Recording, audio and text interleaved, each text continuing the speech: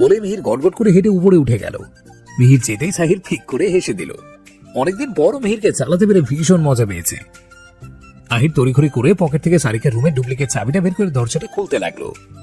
এই চাবিটা অনেক আগেই বানিয়েছিল সারিকাকে জ্বালানোর জন্য। আহির আর মিহির মাঝে মাঝে রাতে এসে ভূত সেজে এসে সারিকার সাইফাকে ভয় দেখাতো। আহির দরজাটা খুলে সামনে এগুতে অবাক হয়ে গেল।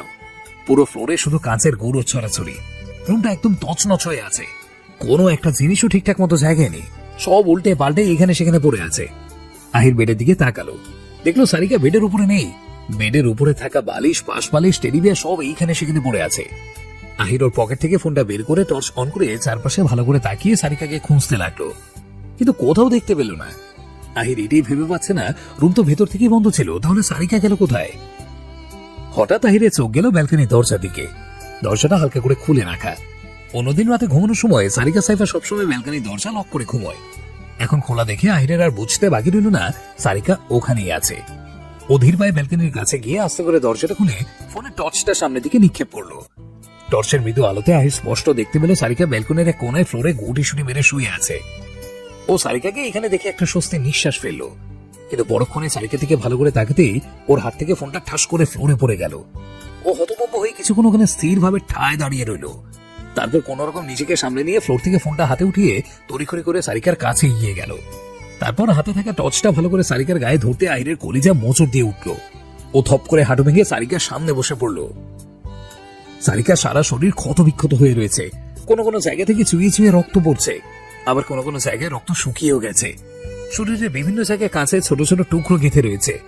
পায়ের নিচটা একদম কেটে ছিঁড়ে গেছে। চুলগুলো এলোমেলো হয়ে কাঁধে মুখে পিঠে এলোমেলো হয়ে পড়ে আছে। চোখের কাজল, ঠোঁটের লিপস্টিক, আইশ্যাডো সবকিছু লেপটে আছে। হাতে কাছে চুড়িগুলো ভেঙে হাতের মধ্যে গেঁথে আছে। ফাংশনে যে শাড়িটা পরেছিল এখনো সেই শাড়িটাই পরে আছে। আহিরের আর বুঝতে বাকি রইল না সারিকা বাসায় এসেই ভাঙচুর করে সে কাঁচের উপরে শুয়েছিল, তাই সারা শরীরের এই অবস্থা। ও একটা হতাশ নিঃশ্বাস ফেলে সারিকাকে 5 কোলা তুলে নিল। তারপর রুমে এসে আস্তে করে ওকে বিছানার উপরে শুইয়ে দিল। এরপর দ্রুত ফোনের লাইটটা ফ্লোরের দিকে নিক্ষেপ করে ফার্স্ট এড বক্স খুঁজতে লাগলো। অনেকক্ষণ সব উল্টে পাল্টে খোঁজার পর অবশেষে বক্সটা খুঁজে পেল। আহির বক্সটা নিয়ে দ্রুত সারিকার কাছে এসে ওর পাশে বসে আস্তে আস্তে করে সারিকার শরীর থেকে একটা একটা কাঁচ তুলতে লাগলো। মিহির খুব সাবধানে সাহিরের রুমের সামনে এসে আস্তে করে রুমের মধ্যে ঢুকে দরজাটা হালকা চাপিয়ে দিল। দরজা চাপিয়ে পেছনে ঘুরতে ওর চোখ আটকে গেল সোফার উপরে গুড়ি শুটি মেরে শুয়ে থাকা ঘুমন্ত সাইফার উপর। ও পরনে একটা লেডিস টি শার্ট আর 3/4 প্যান্ট। আগে তো সাইফা একদম শুকনো, তার উপরে 3/4 প্যান্ট পরে এইভাবে গুড়ি শুটি মেরে ঘুমিয়ে থাকার জন্য ওকে একদম বাচ্চা বাচ্চা লাগছে। সাইফাকে এইভাবে বাচ্চাদের মতো শুয়ে থাকতে দেখে মিহির মৃদু হাসলো। তারপর কিছুক্ষণ এক দৃষ্টিতে ঘুমন্ত সাইফা দিকে তাকিয়ে থেকে 1 পা 2 পা করে ধীর পায়ে ওর দিকে এগিয়ে যেতে লাগলো। সোফার একদম কাছাকাছি এসে থেমে গিয়ে হাঁটু ভেঙে সারিকার একদম মুখোমুখি বসলো। তারপর সাইফার দিকে এক ধ্যানে তাকিয়ে ওকে খুঁটিয়ে খুঁটিয়ে দেখতে লাগলো, আর সারিকার আগের করা কাণ্ডগুলোর কথা ভেবে মুচকি মুচকি হাসতে লাগলো। আগে কতটা হাসি খুশি দুরন্ত স্বভাবের ছিল এই মেয়েটা, মনে যা আসতো গড় গড় করে বলে দিত। ওর দুরন্ত মনের মধ্যেও অদ্ভুত এক সরলতা খুঁজে পাওয়া যেত। কতবার এসে মিহিরকে I love you, I miss you বলেছে, কোনো কারণ ছাড়াই এক গাদা করে গিফট ফুল ওকে দিয়েছে, সারাদিন ফোন আর মেসেজ করে বিরক্ত করেছে। আর এখন সেই হাসি খুশি মেয়েটা হঠাৎ করেই একদম শান্তশিষ্ট হয়ে গেছে। এখন ভুলেও একটা বারও মিহিরের দিকে ঘুরেও তাকায় না। সাইফার আগের সেই পাগলামিগুলোতে মিহির বিরক্ত হলেও এখন সেই পাগলামিগুলো খুব মিস করে। কেন মিস করে সেটা নিজেও জানে না, শুধু জানে সাইফা ওকে ইগনোর করলেও একদম মেনে নিতে পারে না, ওর দম বন্ধ হয়ে আসে। ডিমলাইটের আলোতে স্পষ্ট বোঝা যাচ্ছে সাইফা ঘুমের মধ্যেও হিঁচকি দিচ্ছে। মিহির বুঝতে পারলো হয়তো কান্না করতে করতে ঘুমিয়েছে, তাই এখনো হিঁচকি দিয়ে যাচ্ছে। মিহির ওর এক হাত দিয়ে সাইফার কপালে এলোমেলো হয়ে থাকা চুলগুলো ওর কানের পেছনে গুজে দিল। তারপর কিছু একটা ভেবে একটা বাঁকা হাসি দিয়ে পকেট থেকে ফোন বের করে সাইফার ঠোঁট উল্টে বাচ্চাদের মতো ঘুমিয়ে থাকার কয়েকটা পিক তুলে নিল।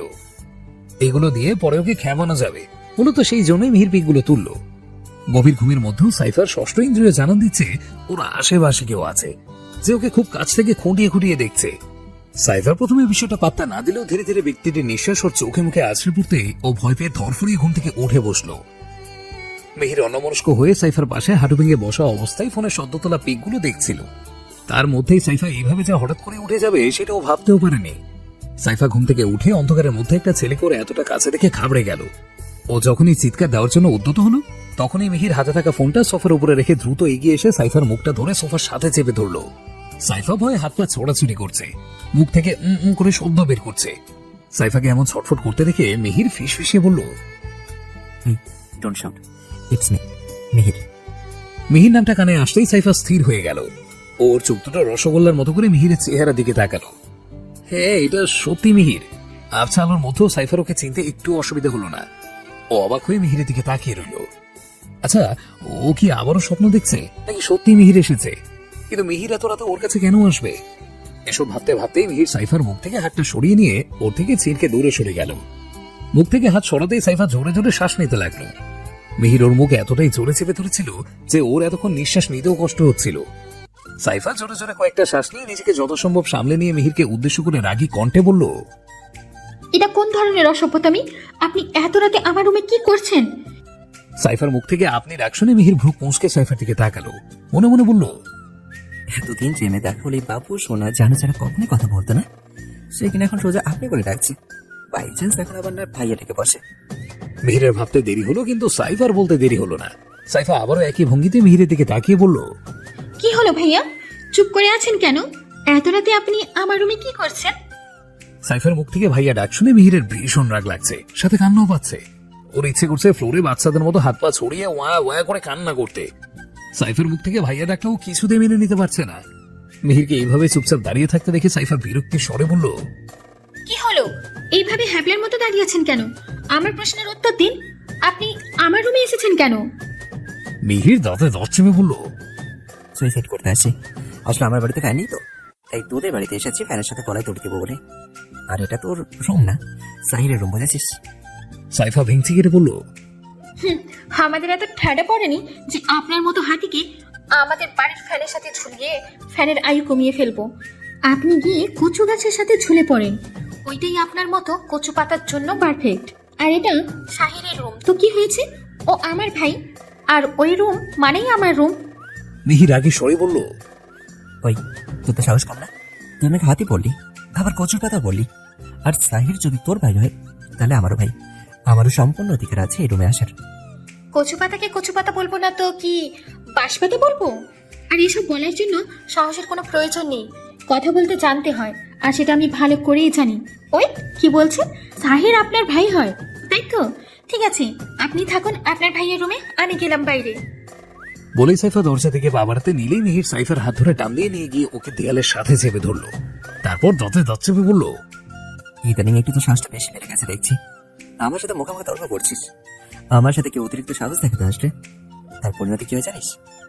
সাইফা তাচ্ছিল্য হেসে বলল, কি করবেন, মেরে ফেলবেন? ফেলুন, নো প্রবলেম। এমনিতে তো মরে গেছি, শুধু শরীরটা বেঁচে আছে, সেটাকে মেরে ফেলুন। মরে গেলে অন্তত এই অসহ্যকর ভালোবাসা নামক রূপটা থেকে তো বেঁচে যাব। জানেন, মাঝে মাঝে যখন ভাবি আমার ভালোবাসার মানুষটা একদিন অন্য কারো হবে, তাকে আই লাভ ইউ বলবে, তার সাথে বেড শেয়ার করবে, তাকে স্পর্শ করবে, তখন খুব কষ্ট হয়। নিঃশ্বাস নিতে পারি না, দু চোখের পাতা এক করতে পারি না। চোখ বন্ধ করলেই আমার প্রিয় মানুষকে অন্য কারোর সাথে ঘনিষ্ঠ অবস্থায় দেখি। বুকের মধ্যে অসহ্য যন্ত্রণা হয়, কি করব কিছু বুঝতে পারি না। নিজেকে শেষ করে দিতে ইচ্ছা করে। কেন আমার সাথে এরকম হলো বলতে পারেন? কেন আমি 4টা বছর ধরে একজনকে সবটা দিয়ে ভালোবেসে গেলাম, অথচ সে আমার ভালোবাসাটাই বুঝলো না। তাকে বারবার এটা সেটা দিয়ে বোঝাতে থাকলাম আমি তাকে কতটা ভালোবাসি, কিন্তু সে বারবার আমাকে প্রত্যাখ্যান করলো, অপমান করলো। কি দোষ করেছিলাম আমি? শুধুমাত্র তাকে মন প্রাণ দিয়ে ভালোবেসেছি, এটাই কি আমার একমাত্র দোষ? কথাগুলো বলতে বলতেই সাইফা কেঁদে দিল। মিহির অসহায় চোখে সাইফার দিকে তাকিয়ে আছে। ওর ভেতরটা দুমড়ে মুচড়ে শেষ হয়ে যাচ্ছে। ও তো কখনো সাইফার খারাপ চায়নি, শুধু চেয়েছে যাতে ওর থেকে দূরে থাকে। ওই বা কি করতো? কাউকে ভালো না বেশেও কি তার সাথে রিলেশনে যাওয়া ঠিক?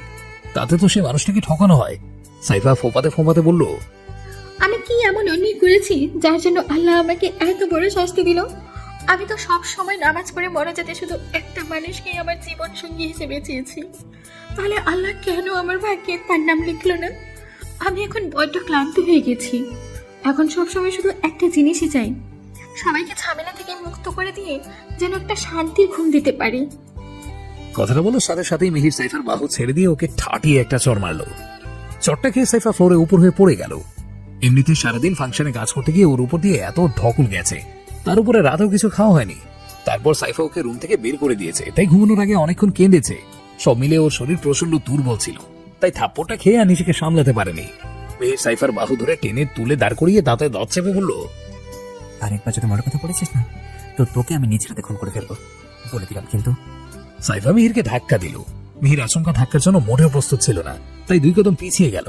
সাইফা ঝাঁঝালো গলায় বলল, একদম দরদ দেখাতে আসবেন না। আমি মরে চাই বা বেঁচে থাকি, তাতে আপনার কি? মিহির কটমট চোখে সাইফার দিকে তাকিয়ে বলল, তুই মরে পৌঁছে গেলে আমার কিছু যায় আসে না, আর তোর মতো মেয়ের উপরে দরদ দেখাবো আমি? এই এই স্বপ্ন না জীবনে দেখিস না। আর মিহির আরো কিছু বলতে যাবে তার আগেই সাইফা গিয়ে মিহিরকে শক্ত করে জড়িয়ে ধরে বলল, প্লিজ এমন কিছু বলবেন না যাতে আরো কয়েকটা দিন বেঁচে থাকার ইচ্ছেটাও হারিয়ে ফেলি। আপনাকে বলে বোঝাতে পারবো না, আপনার এই কথাগুলো শুনলে আমার কতটা কষ্ট হয়। আমি জানি আপনি আমাকে সহ্য করতে পারেন না, তাও আমার সামনে এভাবে বলবেন না প্লিজ। আমার দম বন্ধ হয়ে আছে। মিহির স্ট্যাচু হয়ে দাঁড়িয়ে আছে। ও ভাবতেও পারেনি সাইফা ওকে এইভাবে এসে জড়িয়ে ধরবে। হঠাৎ করে ওর হার্ট জোরে জোরে বিট করতে লাগলো, মনে হচ্ছে এক্ষুনি লাফ দিয়ে বাইরে চলে আসবে। কই, এর আগে তো কখনো সাইফার বা কোনো মেয়ের এতটা কাছে আসতে এমন অদ্ভুত অনুভূতি হয়নি। হঠাৎ করি তাহলে আজকে কেন এমন হচ্ছে? ডাইনিং টেবিলে লজ্জায় জড়সড় হয়ে বসে আছে মেঘ। ওর বিপরীত পাশে চেয়ারটায় সোজাসুজি বসে আছে আহান। আহানের দৃষ্টি মেঘের দিকে স্থির। আহানকে এইভাবে তাকিয়ে থাকতে দেখে মেঘ লজ্জায় মাথা তুলতে পারছে না। ওর গাল দুটো টমেটো সসের মতো লাল হয়ে গেছে। ও ঠোঁটের কোণে লজ্জা মিশ্রিত হাসি। তখন একজন সার্ভেন্ট এসে দরজায় নক করে দুজনেই ঘর থেকে বেরিয়ে আসে। এতক্ষণ কি করেছে সেটা ভেবে মেঘ লজ্জায় মাথা নিচু করে এক দৌড়ে ওয়াশরুমে চলে যায়। মেঘ অনেকক্ষণ শুধু শুধু ওয়াশরুমের ভেতরে ঢুকে বসেছিল, আহানের সামনে আসবে না এই জন্য। তারপর আহানের ধমকে ওয়াশরুম থেকে বের হয়েছে। বের হওয়ার পর থেকে লজ্জায় আহানের দিকে একটা বারও তাকায়নি। সামান্য একটা কিসের জন্য যে কেউ এতটা লজ্জা পেতে পারে সেটা মেঘকে না দেখলে আহান জানতেই পারতো না। মেঘকে এতটা লজ্জা পেতে দেখে আহান মেঘের দিক থেকে চোখ সরিয়ে নিচে দিকে তাকিয়ে মুচকে হাসলো। দুইজন মহিলা সার্ভেন্ট কিচেন থেকে ফুড ট্রলিতে করে খাবার এনে একে একে টেবিলে সাজিয়ে রেখে মেঘ আর আহানকে পরিবেশন করতে লাগলো। আহান মেঘকে নর্মাল করার জন্য হালকা একটু গলা খাখানি দিয়ে বলল, সবাইকে ডেকে নিয়ে আসেন। মেঘ আহানের দিকে তাকিয়ে সম্মতিসূচক মাথা নাড়িয়ে চামচ উঠিয়ে এক বাইট মুখের কাছে নিয়েও আবার কিছু একটা ভেবে নামিয়ে রাখলো। তারপর মহিলা সার্ভেন্ট দুজনের দিকে তাকিয়ে বলল, আপনি ডিনার করবেন না? একজন মহিলা সৌজন্যতার হাসি দিয়ে বলল, জি ম্যাম, আপনারা খেয়ে নিন, তারপর আমরা খাবো। মেঘ না কোঁচকে মুখ থেকে বিরক্তিকর একটা চ শব্দ বের করে বলল, আমাকে একদম ম্যাম বলবেন না, আমার সুন্দর একটা নাম আছে, মেঘ। আমাকে সবাই ওই নামেই ডাকে, আপনারা আমাকে নাম ধরেই ডাকবেন। আর পরে কেন খাবেন? এত বড় ডাইনিং টেবিল, 25 জন লোক চোখ বন্ধ করে খাওয়ানো যাবে, সেখানে আমরা মাত্র 2 জন বসে খাচ্ছি, বাকি চেয়ারগুলো খালি পড়ে আছে, তাহলে আপনারা পরে কেন খাবেন? আহান মেঘের কথা শুনে মুচকি হাসলো। ও জানতো মেঘ এমন কিছু একটাই বলবে। মহিলা দুজন অবাক চোখে মেঘের দিকে তাকিয়ে আছে। কাজে লোকের সাথে কাউকে এতটা সুন্দর ব্যবহার করতে ওনারা প্রথমবার দেখেছে। মেঘ ওনাদের দিকে তাকিয়ে একটু শাসনের স্বরে বলল, কি হলো, আপনারা এখন দাঁড়িয়ে আছেন কেন? এক্ষুনি আমাদের সাথে বসে পড়ুন, আর কিচেনে যারা আছে তাদেরকেও ডেকে নিয়ে আসুন। মহিলা দুজন কি করবে বুঝতে না পেরে আহানের দিকে তাকালো। আহান মুচকি হেসে বলল, ম্যাডাম যখন একবার আদেশ করেছেন, ম্যাডামের কথা তো আর ফেলতে পারি না। ম্যাডাম যা আদেশ করবে আমাদের তাই করতে হবে। আহানের কথা শুনে মেঘ ফিক করে হেসে দিল। মহিলা দুজন মৃদু হেসে কিচেনে বাকিতে ডাকতে চলে গেল। কিছুক্ষণ পর ওনারা আর 4-5 জনকে সাথে করে নিয়ে আসলেন। সবাই একসাথে ডিনার করতে বসে পড়ল। আহান শুধু মুচকে মুচকে হাসছে আর মেঘের কাণ্ড দেখছে। মেঘ সবার সাথে নন স্টপ বকবক করেই যাচ্ছে, আর ওনারাও সবাই মেঘের সাথে দারুণ ভাবে মিশে গেছে। মেঘে ওনাদের খুব ভালো লেগেছে। আজকাল এতটা মিশুক স্বভাবের মেয়ে লাখে একটা খুঁজলেও পাওয়া যায় না। আর ওনারা সবচেয়ে আশ্চর্য হচ্ছেন আহানকে দেখে, কারণ আহান সবসময় সিরিয়াস আর রাগে মুড়ে থাকে, কিন্তু এখন শুধু ঠোঁটের কোণে মুচকে হাসি ফুটে আছে, যেটা ওনারা খুব একটা দেখতে পাননি বললেই চলে। আহান মাঝে মাঝে যতটুকু হাসে সেটা হচ্ছে বাঁকা হাসি। এরকম অবাক মুচকে হাসি হাসতে আহানকে কখনো দেখা যায় না। খাওয়া দাওয়া শেষে মেঘ আর আহান ছাড়া সবাই উঠে গিয়ে নিজেদের কাজ করতে লাগলো। আহান চেয়ার ঠেলে উঠে দাঁড়াতে মেঘ একটু ইতস্তত করে আহানকে উদ্দেশ্য করে বলল,